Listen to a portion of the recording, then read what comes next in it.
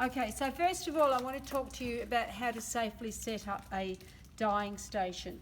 I've got a hot plate, electric hot plate, which I keep in that cupboard there, and underneath it I've put some newspaper, and I've actually wet the newspaper with my little water spray. The reason for doing that is that almost inevitably, and if you look here, there's 1, 2, 3, 4, 5 little pink spots. They are when the little dye particles, despite all my very careful handling, might just float away. And it's particularly important for those of you who've got millinery workrooms not to have little pink dye bits floating around when you're making a white hat, but any other colour as well. You do not want little spots on things. So if the dye, if you keep the dye low and keep wet newspaper around the area that you're working, that'll entrap the dye spots. So that's the first thing. Actually, I'll turn this off now and I'll tell you why in a minute. The second thing you need to do is make sure that you haven't got any extraneous clutter around. You don't want any junk. I've got my pot of dye and I'm using this one. It's Jacquard acid dye.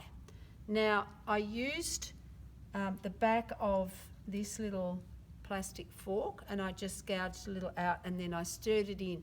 When you're using it, please keep everything low and put the lid straight on the minute you use it.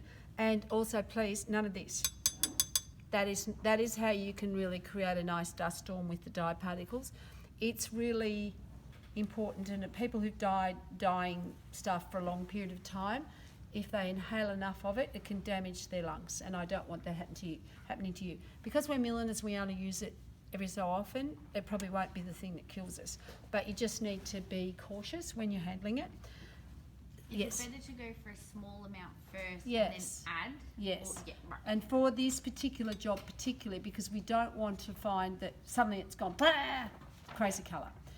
Also, this is Jacquard dye, and so with your Jacquard dye, you need to put a splush of vinegar, a scientifically arrived at amount, like that.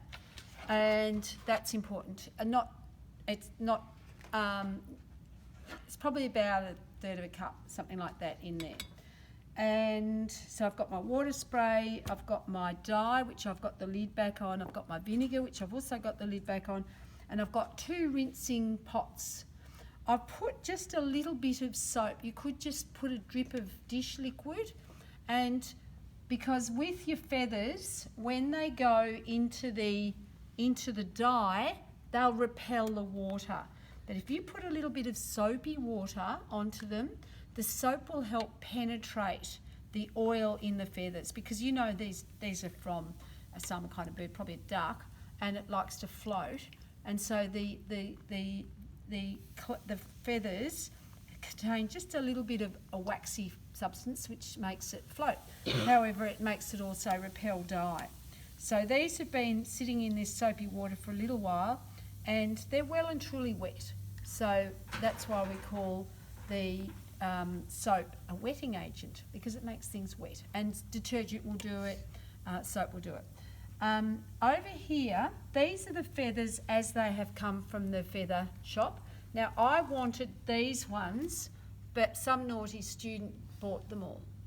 And she's smiling, so I know she's enjoying it. And so I thought, well, why not do some ombre dyeing, so dip dyeing, and these are as they've come from the shop, like that. So they're a really nice light pink, but I don't want nice light pink, I want a darker pink. And these are some that I've just been doing so that I can show you where we're heading. And you can see I've kept the tips light and I've made the back darker. And I could make them darker again, having dried these ones. I dried these in the toilet on the fan heater, and I was just doing this on my hand. And one of the things that I was thinking about when I was out there is if you just put a little bit of hair conditioner on the back of your hand and then doing that, you'll replace the oil that has been tipped out here, and you'll make the feathers as close to how they were when you bought them as you can. So just a little bit of hair conditioner, just massage it in. the fat from your skin, so don't wash your hands before you do this, because the feathers have an affinity for that sebaceous oil that comes from your skin. So if you haven't got any of that on your skin, then a bit of hair conditioner will do as good a job. Or baby, softly, what's that stuff that you put in Baby oil? No, I was thinking more along the lines of that fabric conditioner. Fabric softener, that might do the trick as well. But I would probably go for the hair conditioner, because hair of a bird. Okay, so there's those. Now I'm going to quickly show you how we do it. So we've got these in the water soaking, and because I'm a woman in a hurry, I'm going to do a little handful of them, and I'm going to try for a slightly stronger colour, but I want the tips to be light, because I want to create, if I'm going to bother doing all this by hand, I want to do something that's going to be a little bit individual. And also I want you to know how to do this so that you can incorporate that into your skill set. So for your handling requirements of millinery materials, I'm going to get you to do some dyeing of some feathers. Now, see how that's got a line on it? Don't like that line. So we're going back into that's the pink rinsing water. So we're just going to, see how it's creating a hard line? I'm not such a fan. So I'm going to go out here for a while, and I'm just going to let it sit for a minute just to see what happens. It is a bit of a hit and miss scenario, so it might take a little while, but like I said, I've used probably about a chickpea of the dye, maybe somewhere between a lentil and a chickpea of dye, aka those kind of sizes. Yeah, so that. Also, the temperature of the water. It can be hot, it should not boil, because if you boil it, it changes the protein in the feather, and it will make it go stringy and not very pretty. So please keep the water below boiling always when you're dyeing feathers. When you're dyeing cellulose fibres, aka cotton and rami and abaca and not abaca because cinnamon, those kind of things, you can boil it if you need to, if you want to. But this stuff, you need to keep it just below boiling, and then it should be fine. So you can see now the colour's starting to come in, and I can probably play some decent music or a nice podcast or something while I'm doing this, and have a glass of lemonade and chocolate. And some chocolate, yeah. So anything to make the time go happy. So here we go. That's probably good enough.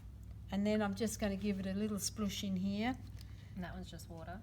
This was just water, but now it's picking up some of the pink from the dye. Probably not enough.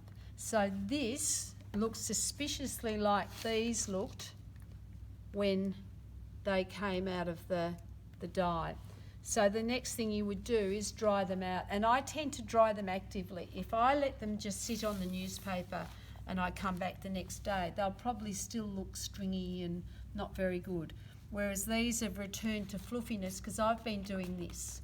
So I've just been going bang, bang, bang, bang. And so they kind of return to what they were. So there's a lot of that sort of action going on, which is self-soothing in its own way. Then you've got this thing going on. Then I'm going to just do one of these, cut one of these so that you can see how that happens. And I've got my scissors. I haven't got my cutting wheel here, but I've got scissors. It's good. And then I'm just cutting from the tip of this one down and out. And ditto on the other side. So that's two cuts, that one. So that's the kind of look you're getting. And that is going to look a whole lot more expensive than a plain feather.